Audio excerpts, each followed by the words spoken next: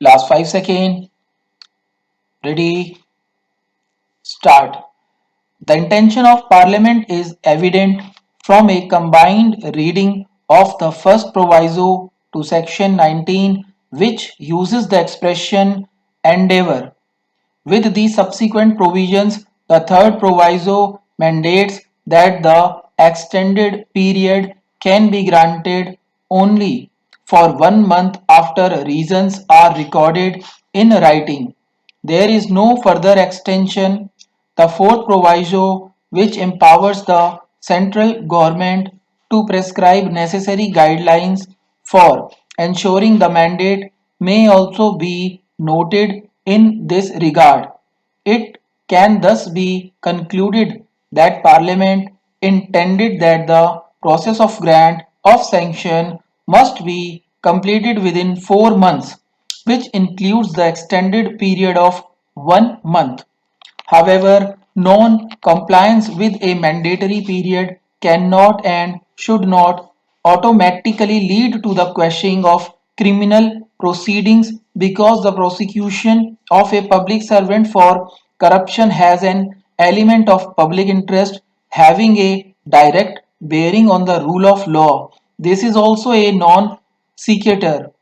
It must also be kept in mind that the complainant or victim has no other remedy available for judicial redressal if the criminal proceedings stand automatically quashed. At the same time, a decision to grant deemed action sanction may cause prejudice to the rights of the accused, as there would also be non-application of mind in such cases. It is in between these competing interests that the court must maintain the delicate balance. While arriving at this balance, the court must keep in mind the duty cast on the competent authority to grant sanction within the stipulated period of time. There must be a consequence of dereliction of duty to giving sanction within the time specified. The way forward is to make the appointing authority accountable for the delay in the grant of sanction. Accountability has three essential constituent dimensions: responsibility, answerability, and enforceability.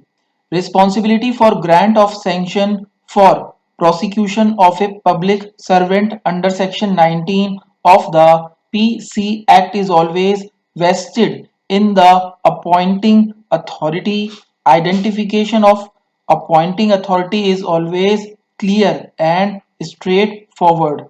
The 2018 amendment specifically obligates the appointing authority to convey the decision within 3 months and to provide for the reasons to be recorded in writing for the extended period of 1 month. This amendment, in fact, evidences legislative incorporation of answerability, the second constituent of accountability.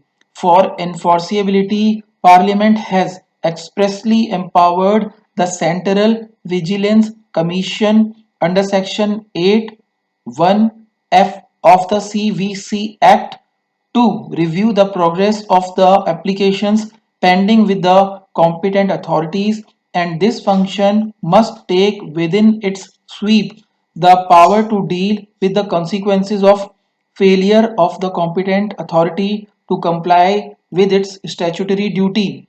This power and responsibility of CVC is clear from the provisions of the statute and decipherable from functions entrusted to it. In conclusion, upon expiry of the 3 months and the additional 1 month period, the aggrieved party, be it the complainant, accused, or victim, would be entitled to approach the writ court concerned. They are entitled to seek appropriate remedies, including directions for action in the request for sanction and for the corrective measure on accountability that the sanctioning authority bears. This is especially crucial if the non-grant of sanction is withheld without reason, resulting in the stifling of a genuine case of corruption. Simultaneously, CVC shall inquire into the matter in the exercise of its powers under sections 8, 1E and F and take such corrective action as it is empowered under the CVC Act. The second issue is answered by holding that the period of 3 months extended by one more month for legal consultation is mandatory. The consequence of non-compliance with this mandatory requirement shall not be quashing of the criminal proceeding. For that very reason, the competent authority shall be accountable for the delay and be subject to judicial review and administrative action by CVC under section 8(1)(f) of the CVC Act. Stop.